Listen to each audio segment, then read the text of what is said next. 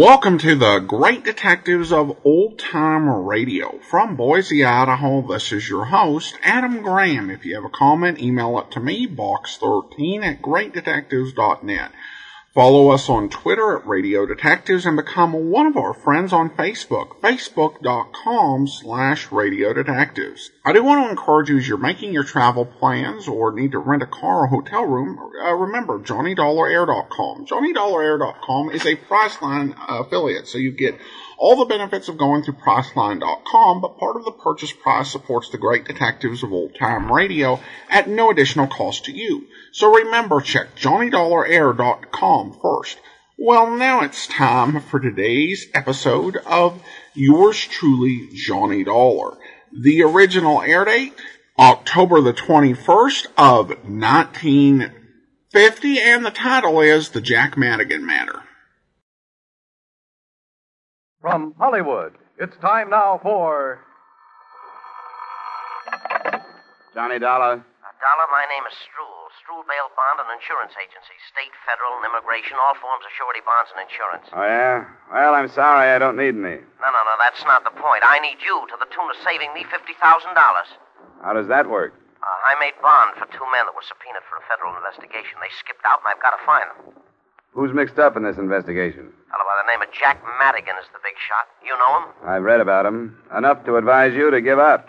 If he doesn't want him found, the chances are they won't be. Alive, anyway. No, it's not as bad as that. Look, I came all the way from New York. This is worth a lot to me. Can't I talk to you about it? All right. Come up to my apartment. Maybe we can work out a deal.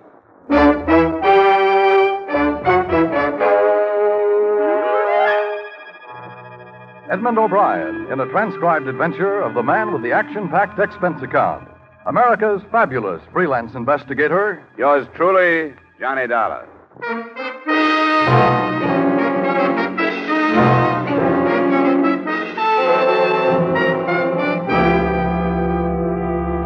Expense account submitted by Special Investigator Johnny Dollar, Hartford, Connecticut, to the Struhl Bail Bond and Insurance Agency, New York City.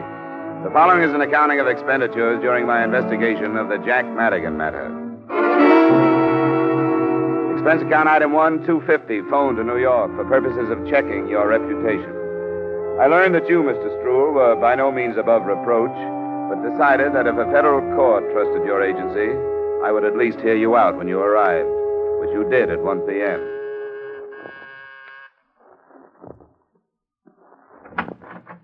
Mr. Dollar? Come on in, Mr. Struhl. Thank you. Thanks for sparing me your time. I'm in a mess. Sit down. You should have known better than to make bond for anybody that was going to testify against Jack Madigan. Well, there was nothing I could do about it. Well, who forced you into it? Madigan? I've done business with some of his friends before, so he came to me this time and said, will I do it? Well, the way he said it, there was nothing else I could do. Madigan stood the expense himself? Sure. He wanted them where he could get his hands on them, and it looks like he did. Or they took a run out. They didn't have to accept bond. They could have stayed in protective custody if they were afraid of him. They had to if Madigan told them to. The point is they're gone. Unless I can prove they're dead or find them before they're due in court, I forfeit the $50,000, $25,000 apiece. I've got to do something. Why'd you come to me? I told you, I've got to do something. Well, it's a federal problem. You operate in New York, and New York has plenty of hungry private detectives, I hear, and a fair-sized herd of policemen. I'll tell you why I came to you. The New York cops are busy enough, and besides, to them, these witnesses are just two names on a long list of missing persons. And as for private dicks, I could never be sure that one wouldn't want to make a deal with Madigan and make more money not finding them than I'd be paying to find them. You get the point? What makes you think you can trust me? Well, you were mentioned by a fella from one of the insurance companies I sell for. They tell me you're straight, except for padding your expense account here and there. Oh, that's slander. Now, who told you that? Don't make any difference. What's a little padding? I want to hire you. Okay, Mr. Struhl, you've hired me. Great. Now, who are these missing witnesses? Nippy Bruno is one. Real name's Joe. The other is Max Krause. I've got their addresses, next to kin, what they look like, and so on. Yeah, here, I got it all in this envelope here. Okay. Oh, there's one other thing. I want a retainer. $2,500. What's that for? To pay for going to work for a man I don't quite trust. But $2,500. That's pretty steep, isn't it? Well, you don't have to pay it. It's up to you. Yes, but... Well, I can't get it till tomorrow. That'll be fine. A cashier's check. When I get it, I'll see what I can do for you.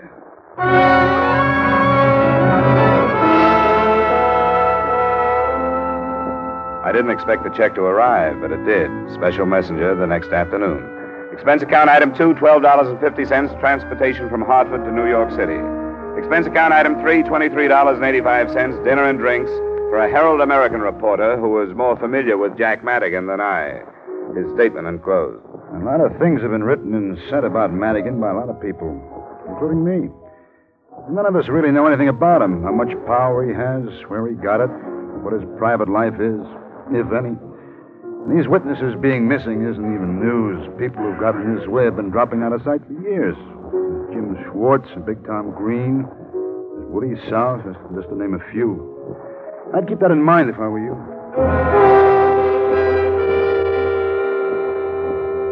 Expense account item 4, $180, cab fare. That same address to an address on 79th. The apartment of Nippy Bruno's next of kin, a sister, stage name, Vivian Brown.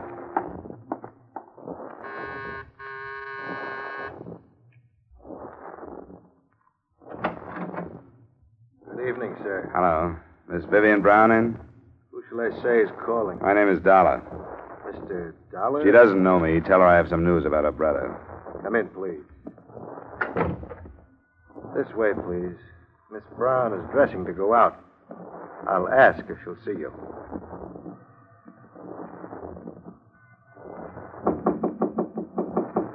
Miss Brown? Yes? What is it? Mr. Dollar is here to see you. Who? He says he has news about your brother. Tell him to wait. I'll get a robe on. Shall I take your hat? Thanks. Please sit down. Miss Brown will be right out.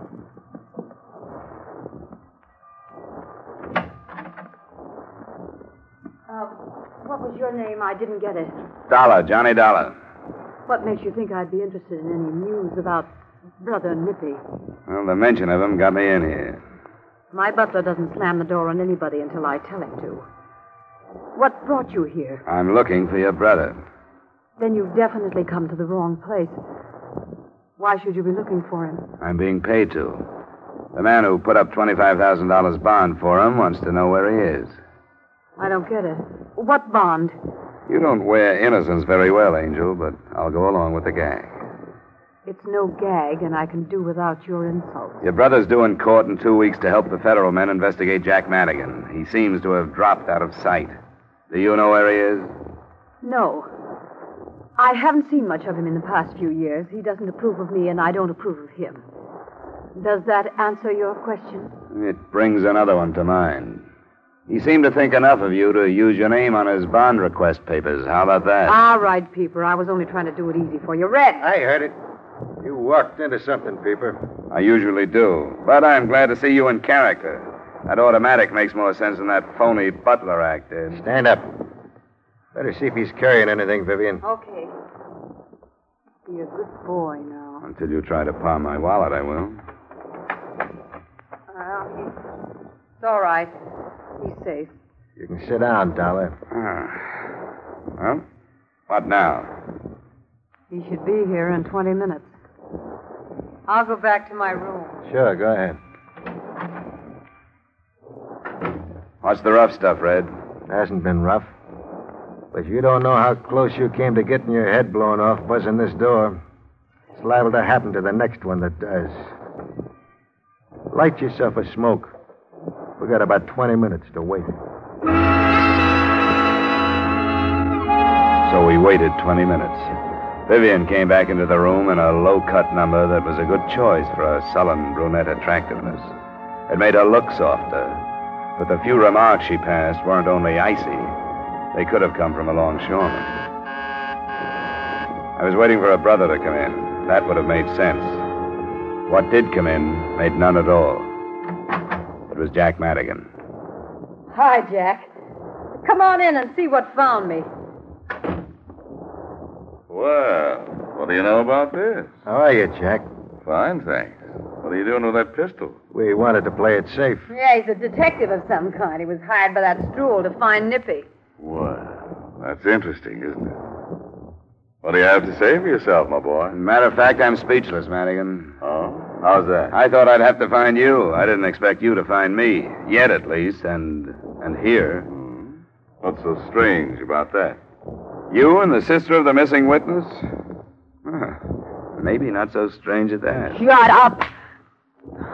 Keep your remarks to yourself, you two-bit heel. Yeah, Vivian. Cool off. Go mix me a highball. And you, put that gun away and go help her with the ice. If you say so, Jack. Of course I say so. Now, go on. I'm sorry, Jack. He's been needling me for half an hour. How to take her across my knee, waving that gun in your face. What for? Anybody knows you can't fire a gun in these apartment houses without causing a ruckus. What's your name? Dollar. And the man Strool hired you to find Nippy. And the other man, Krause. Well, I'll tell you what to do. You go back to Strool and tell him the boys are all right. Oh, let's not be childish, shall we? In what river are they all right? Now, see here, there's no need to take such a pessimistic view. I realize the press has given me a reputation for violence, but I don't deserve it. There's no reason for me to want to harm those boys. I'm not afraid of their testimony. I'm counting on it. Sure. And straight testimony, no perjury this time. Why, I've already talked to those federal men. I'm cleaning the slate this time, telling everything, and let the chips fall where they may. What kind of stuff is this? The truth. I'm tired. I've been at sword's point with the police and my government long enough. I've been offered certain little leniencies, and I'm going to accept. It's been later than I thought for a long time. I'm through. You know, this is almost funny. I'm dead serious. You go back and tell that police coroner tout that the boys are all right. Where are they? I can't tell you that. I've got them under cover for their own good. Now, Dollar, don't go off half-cocked. A lot of heads are going to fall after the three of us have finished this federal catechism. If you think you're the only one looking for them, you must be a stranger in town. You're trailing the pack. Well, if this is all I get from you, I've heard enough. You'll drop it? If I don't find them before you're due in court, I will. What do you want, son? Money? I got some, thanks. I don't like to hear that. I suppose it takes a lot of guts to be a hero, but it sure doesn't take much brains. Remember that. I can leave? Of course you can leave. Because I think you're going to talk this over with yourself and come up with an important decision.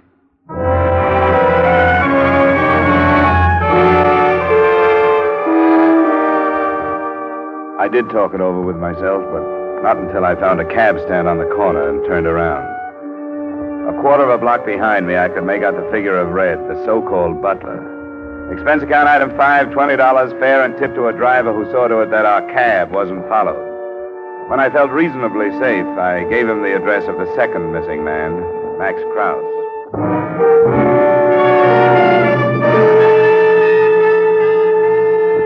I didn't know what I expected to find there, other than an empty flat with possibly a lead of some kind. There was a trace of light showing under the door.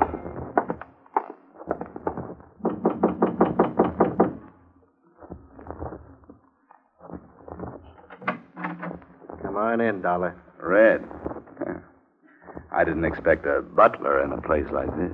Come on in. Why didn't you use your head? Jack gave you a chance to. Maybe I should have. What are you doing here? I live here. You trying to tell me that you're Max Krause? I'm Max Krause. And now I've got to do something about you. Can you prove that you're Max Krause? Why should I have to prove it? Go ahead. Think what you want to. You got brains. Reach up behind you and snap off the light. Don't make a play for the gun, Dollar. What are your plans? Madigan wants you put away until after the investigation. Come on. This way. Back door's closer. You can tell Madigan for me that this isn't going to work. If I drop out of sight for 2 weeks, somebody's going to get on the trail. It leads right back to Madigan. This way. I got a car in a garage down the street.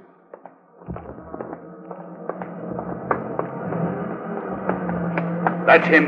Get down.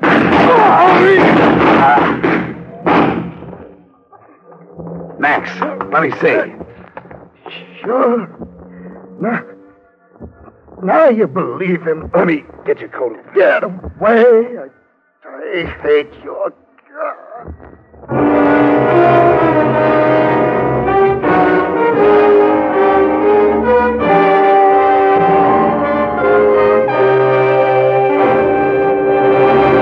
We'll return to the second act of yours truly, Johnny Dollar, in just a moment. Once a year, the community chest comes knocking at your door, seeking your help. Giving to this worthy cause eliminates many separate appeals, which would be more costly in money, time, and effort. So when you give, make sure you give enough to cover the many campaigns the community chest includes. Give generously. Give today. Now, with our star, Edmund O'Brien, we return you to the second act of yours truly, Johnny Dollar.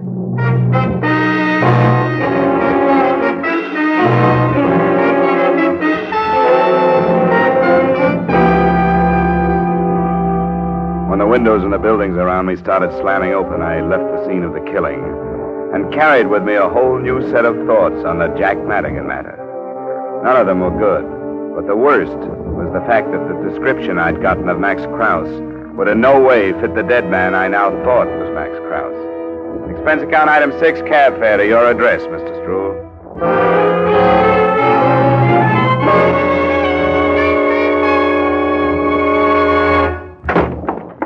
But it's 11 at night, Mr. Dollar. Never mind what time it is. Find a chair and sit in it before you land on the floor. What's got into you? Sit down.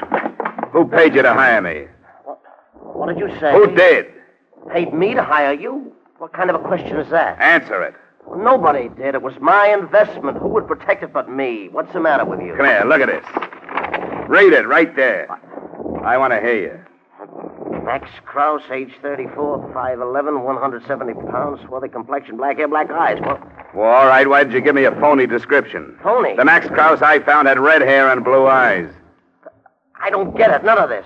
What are you talking about? Krause is dead. He was killed because I didn't know who he was and drew him out into the open. When did this happen? It happened. I was picked up the minute I hit town and followed. Who else but you knew what train I was arriving on and the hotel where I was stopping? Now, wait a minute. I don't think you got right to jump at these conclusions. I hired you in good faith. Well, if you don't like the job, then quit. Not for a while. I stand a good chance of being picked up for questioning on that killing. I don't like that. I want an out. I want to know how it happened.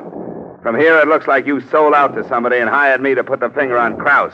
I don't like that either. Let me tell you something. If I was crazy enough to do a thing like that, I'd do it so nobody could prove I did. What about the phony description? It may have been a mistake. I don't know how it happened. I think we'd better find out. And let me know when you come up with a story.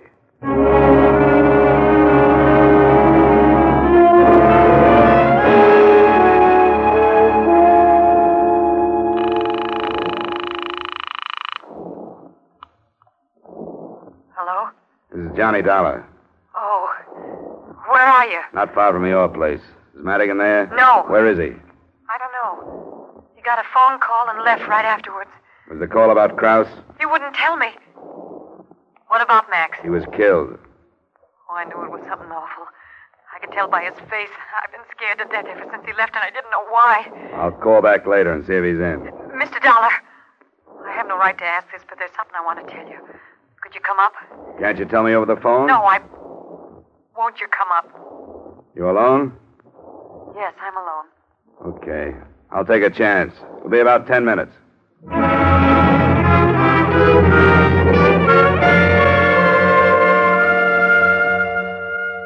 was a 5-minute walk, and I noticed that New York streets seemed to be quieter than usual.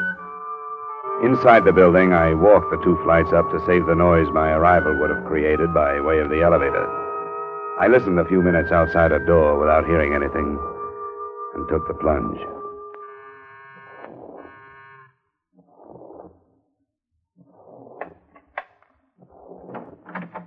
I had the feeling you'd change your mind and not come. I almost did.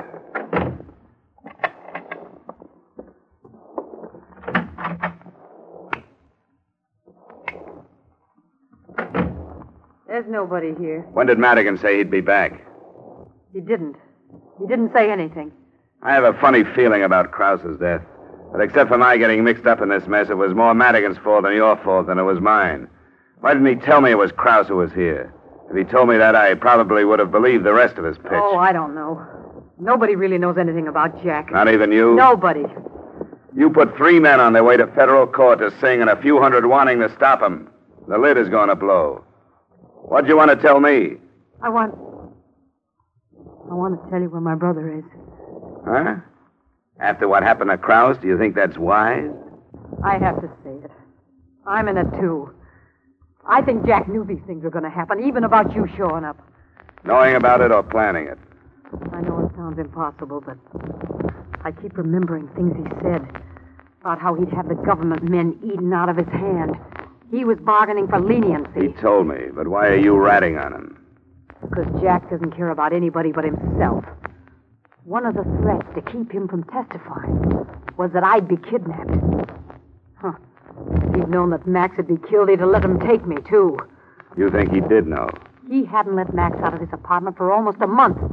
Tonight he ordered him to go. I think he wants us killed, so it'll make it look that much more dangerous for him. Does it sound too crazy? Well, not exactly, but it's hard to prove. I know that. And I did a foolish thing after he left. I called my brother Nippy and told him all this. I don't know what he thought, but I tried to call him again, and I don't get any answer. Where is he? He's been staying with Jack. It's over on Lexington, Brighton Arms, apartment 302. That's cozy. How afraid of kidnapping are you? Oh, I don't know what to do. I don't know how I can stand staying here and waiting. Where can I go? Get a coat. I'll put you in my hotel room.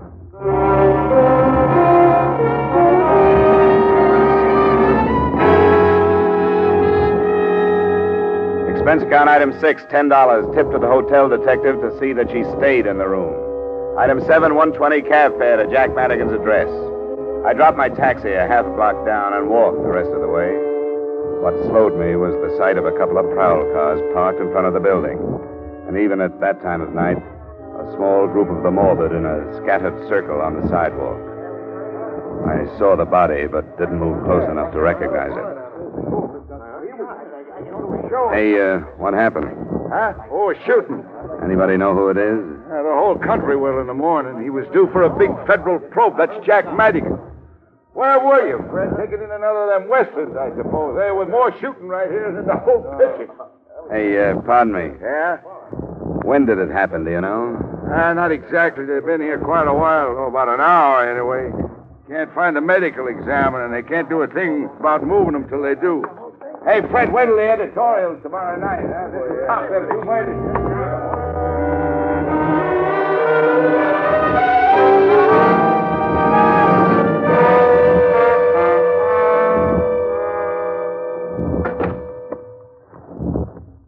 You got back in a hurry.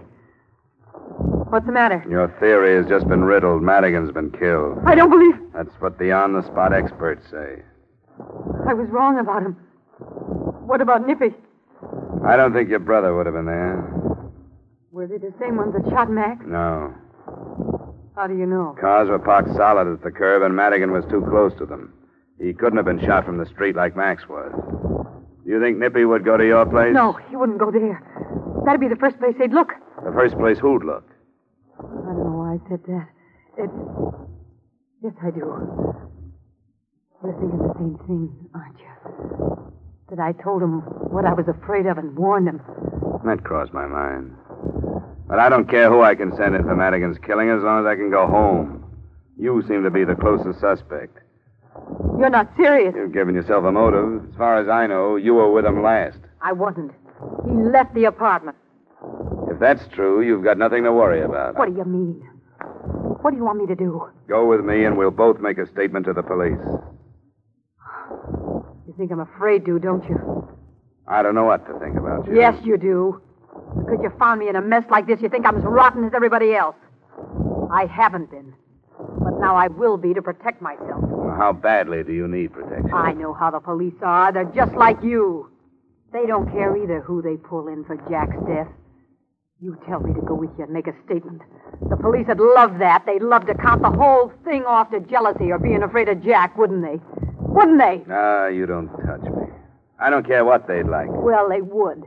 It'd be much better to take me than to be laughed at because a star witness was killed right under their noses. We can call them and find out. No. It's easier to be rotten. I'll give you my brother. He is at my place. How do you know? I talked to him on the phone. He said he'd wait there until he heard from me again. Okay. I'll go over there. But I want you to come with me. Why? Haven't I done enough? Why do I have to see him? Come on. I don't want to lose you in case Nippy isn't there.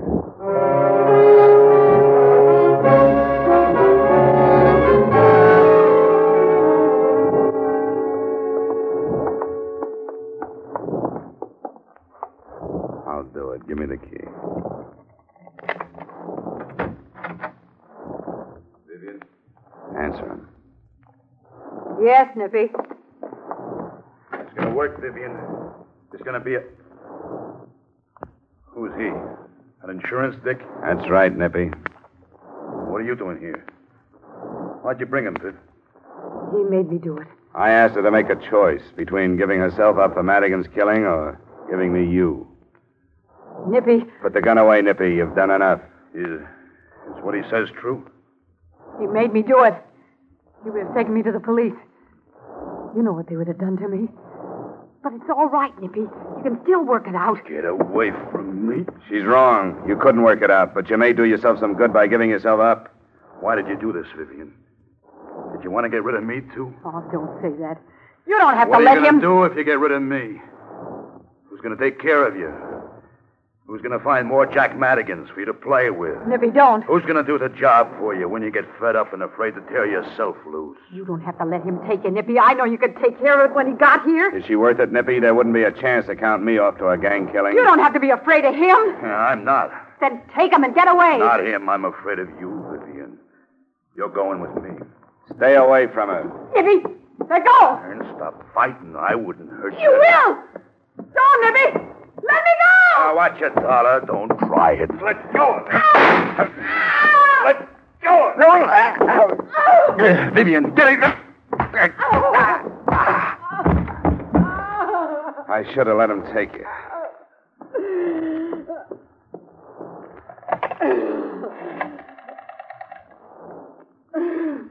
Give me the police.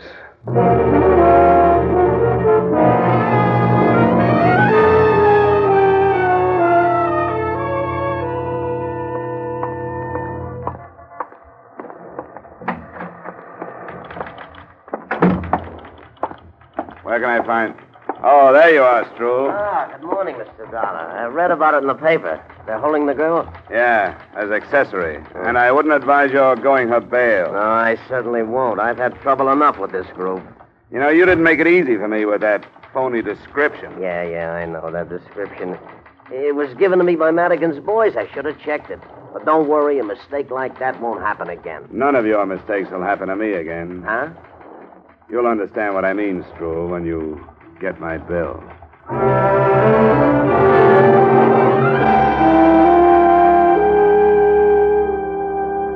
Expense account item 8, same as item 2. Item 9, miscellaneous, $2,500. Expense account total, $2,720. Remarks? I'm holding my retaining fee until this matter is settled. Yours truly, Johnny Dollar.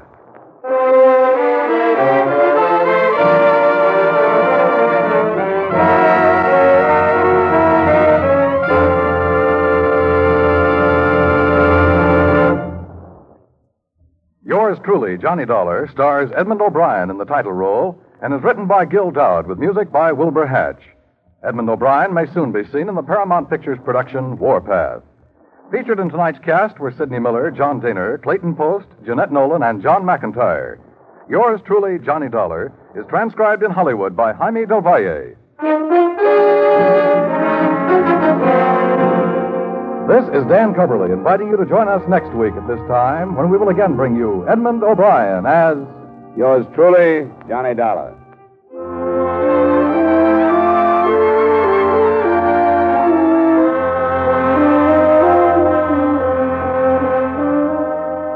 How's for trying to sing it again tonight. $5,000 in cold hard cash and $10,000 in fine prizes are waiting for the CBS listener who can solve the Phantom Voice mystery. Dan Seymour will be on hand with those coast-to-coast phone calls, and Alan Dale, Eugenie Baird, Bob Howard, and the Riddlers will be making the music. And remember, there's many a fine prize for solving the tuneful little riddle songs that lead to the Phantom Voice mystery. It's an hour of fun and music to entertain you and perhaps pay off.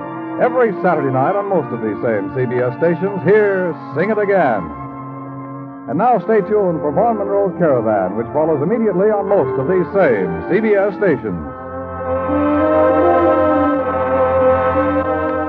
This is CBS, where Hopalong Cassidy rides every Saturday night, the Columbia Broadcasting System.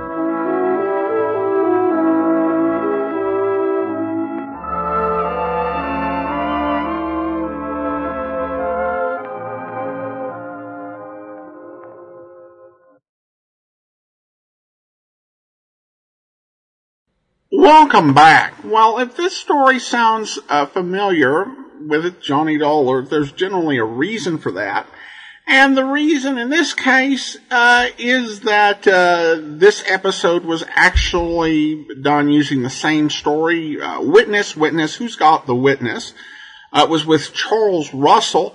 Nearly a year before this episode aired. Actually, wow, like 364 days, so almost exactly a year. But here it's definitely been rewritten from O'Brien, and it's clearly a more serious story, but still basically the same plot. Well, now time for some listener comments and feedback, and we start with a comment regarding the Johnny Dollar serial, the Phantom Chase matter that we ran last week. And this one comes from Chris over on Facebook. Chris writes, "Oh, the Phantom Chase matter. It's the longest yours truly Johnny Dollar story ever made as far as I know.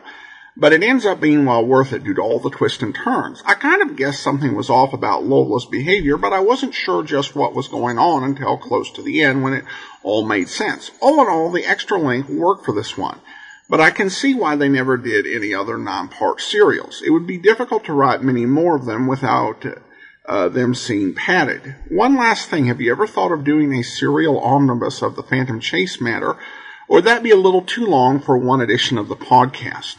Well, thanks so much, Chris. And yeah, this one was actually the second to last one that they did. And the reason that they did it is that they did have to preempt one of the episodes from I believe it was the second week. But they had to preempt one of the 15-minute episodes. So rather than doing a 5-part story and a 4-part story, they decided to do a 9-part story. So if they carried on the serial format, which, they only did one more serial after this, but if they carried it on, they very well might have done more of them. In terms of doing it, I never thought of it. When I check on YouTube, there have been, some people who have combined the Phantom Chase matter into an omnibus. There's actually some different lengths, because there are some ways that you can cut it. There's one, and it looks like they just combined all of the episodes together without any edits, and that ends up being over 3 hours long. And then there's a couple that come in over 2 hours, which is generally a bit long for this podcast. I don't know, I'd have to come up with some reason to do it. I may think about maybe adding it as a reward on a Patreon tier, because when different levels of Patreon support are achieved, there are rewards unlocked. For example, if we get to $2,000 in Patreon support, we will actually not do our biannual listener support campaign as long as it remains at that level. So I might add that as an extra reward, like add it to the $2,000 level. So if we get to $2,000, maybe I will make that change. I'll think about it some more, but Thank you so much for the question and the comment, Chris. And then we have a Facebook message from Shauna. Shauna writes, I've been listening for a year or so now and really enjoyed the podcast. Had to tell you what happened tonight. Earlier this year, I fell behind on all my podcasts and I'm just working through them. I listened to episode 3106 from April the 7th this evening. At the end, you read a comment from a listener comparing a recent Johnny Dollar episode to Joseph Conrad's The Heart of Darkness. The next item in my feed was one of my history podcasts, which the host introduced by reading a section from Joseph Conrad's Heart of Darkness. It was a reference to the Roman invasion of Britain, which was the subject of the episode. I had to laugh at the serendipity of a book I haven't even heard, mentioned in probably decades, coming up twice in less than 5 minutes in two very different contexts. Keep up the good work. I have a long drive coming up in a couple of weeks, so I hope to make a big dent in my backlog. Thanks so much, Shauna, and stay safe out there. And then we have a new review in the Apple Podcast Store, and this one comes from Jenny Zoe. She writes, I've been listening to this podcast for years. Mr. Graham brings dedication and consistency to this program, and his background commentary adds valuable context that enhances enjoyment of the show's feature. I highly recommend. Well, thank you so much, Jenny. Definitely appreciate it. I also want to go ahead and thank our Patreon supporter of the day. Thank you to Melanie, Patreon supporter since February 2017, currently supporting the show at the Detective Sergeant level of $7.14 or more per month. Thanks so much for your support, Melanie.